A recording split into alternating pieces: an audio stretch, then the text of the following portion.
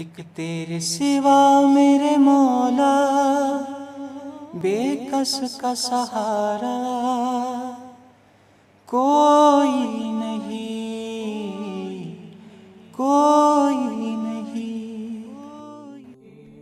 بسم اللہ الرحمن الرحیم۔ پرہیزگاروں کی صفات۔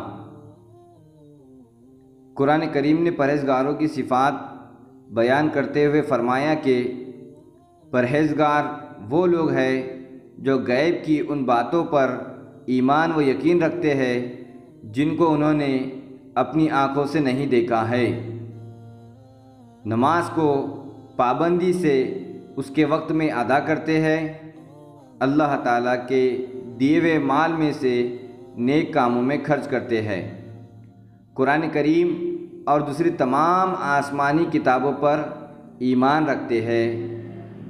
ہر ایک مسلمان کو یہ صفات اپنے اندر پیدا کرنا چاہیے، اس لیے کہ ان صفات والے لوگوں کو قرآن کریم ہدایت یافتہ اور کامیاب قرار دے رہا ہے۔